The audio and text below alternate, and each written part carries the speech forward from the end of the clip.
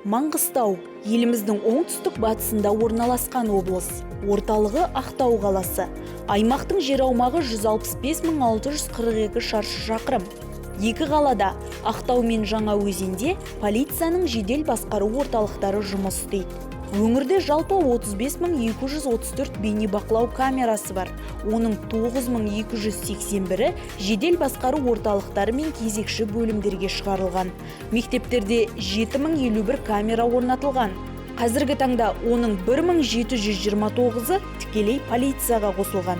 Ақтау қаласының қоғамдық орындарында 5 дабыл батырмасы қойылған. Облыс бойынша 7 модульдік және стационарлық бекет жұмыс істейді.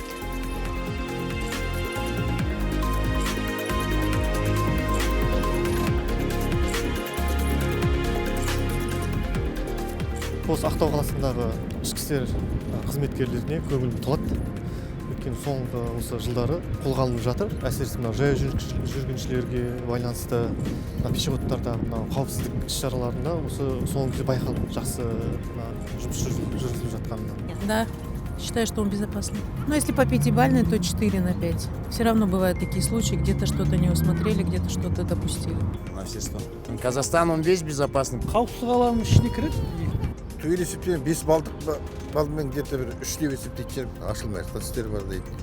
Барған жерде бір жауап арыздары қараланбай қалады деген сияқты бір сондай нелерді естиміз енді. Өз жеке ойымша бәрі сақадай сай 9-10 балл деп айтар едім.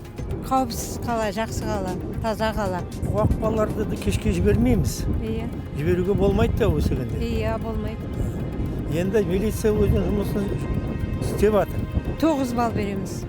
Кешке қарай Ақтауда рейд өте қатты, 18 жасқа толмағандар деген сияқты. Жүгініп көрдім. Осы 2 жыл бұрын ұрлыққа байланысты жұмыстары жақсы. Бір күннің ішінде табылды заттар.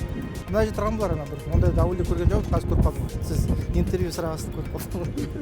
Олар қанша деймін ант еткенмен де ар жағында бір адамгершілік бір фактор болады ғой. Сол көп басым болып кетеді. Соған байланысты ең бірінші бұндай полициядан біз ең бірінші сұрау үшін олардың жағдайларын жөндеу керек шығар деп ойлайды полиция.